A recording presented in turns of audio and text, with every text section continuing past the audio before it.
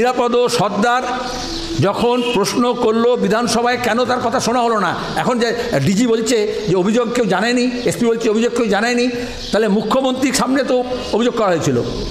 তখন তো শুভেন্দু তো রাজ্যের এমপি, তৃণমূলের নেতা। আজকে যে জায়গায় অভিষেক আছে সেই জায়গায় শুভেন্দু ছিল।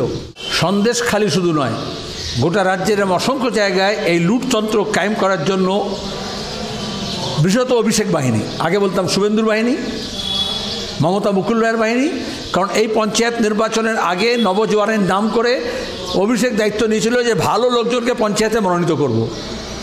তাহলে শাহজাহানকে তো সেই মনোনীত করেছে, শিবুবাজারকে তো সেই মনোনীত করেছে, তারই তো ছবি লাগিয়ে আর তার পিসির ছবি লাগিয়ে ভোট চাওয়া হয়েছে। যে মহিলারা নির্যাতিত হয়েছেন তাদেরকে আবার অপমান করছে। ডায়মন্ড হারবারের এমপিকে কে অধিকার দিল সন্দেশখালির ওই মহিলাদেরকে অপমান করার? কী তার লোকের স্ট্যান্ডিং? মুখ্যমন্ত্রী কেন মুখ খুলছেন না? সাহস থাকলে মুখ্যমন্ত্রী অপমান করুন। ভোটের সময় বলেছিল বাংলা তার বাংলার মেয়েকে চায়, আর এখন তৃণমূল তার অফিসে বাংলার মেয়েদেরকে চায়। আর তারপরে এখন সিপিএমকে দোষ দেওয়া হচ্ছে। নিরাপদ সর্দার যখন প্রশ্ন করলো বিধানসভায় কেন তার কথা শোনা হলো না, এখন যে ডিজি বলছে যে অভিযোগ কেউ জানায়নি, এসপি বলছে অভিযোগ কেউ জানায়নি, তাহলে মুখ্যমন্ত্রীর সামনে তো অভিযোগ করা হয়েছিল। তখন তো শুভেন্দু তো রাজ্যের এমপি, তৃণমূলের নেতা। আজকে যে জায়গায় অভিষেক আছে সেই জায়গায় শুভেন্দু ছিল। তাহলে কেন সেই অভিযোগে কর্ণপাত করা হয়নি? কেন ওখানে সিপিএমের লোকজনকে ঘরছাড়া করা হয়েছে? আর এখন যেটা বলা হচ্ছে যে যা কিছু দেখলেই বিজেপি বলবে এটা টিএমসি আর সিপিএম,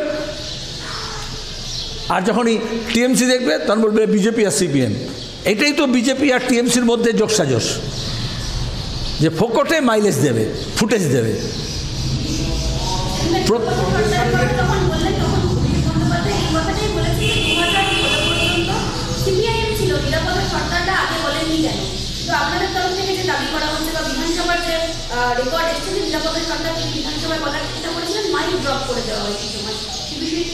আমি জানি না ও তখন কোথায় ছিল,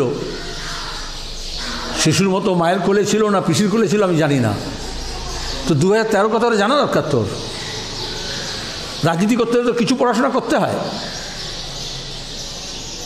এরকম উদ্ভট কথা বলছে কেন? হাজার হাজার সিপিএম কর্মীকে ঘরছাড়া করা হয়েছে, মিথ্যা মামলা দেওয়া হয়েছে। যে এই তৃণমূলের এমপি বলেছিলেন তোমাদের ঘরে ছেলে ঢুকিয়ে দেবো, তখন মুকুল রায় মমতার যুগ, শুভেন্দুর যুগ। আর অভিষেকের যুগে বলা হচ্ছে অফিসে তোমাদের ঘরের মেয়েদেরকে ডেকে তুলে নিয়ে আসবো। এটাই তো পরিবর্তন হয়েছে। যত কথা কম বলে, যত মুখ চুপ করে থাকে তত ভালো। চোরের পিসির বড় গলা হয়েছে, এখন চোরের গলা আমরা বড় গলা শুনবো?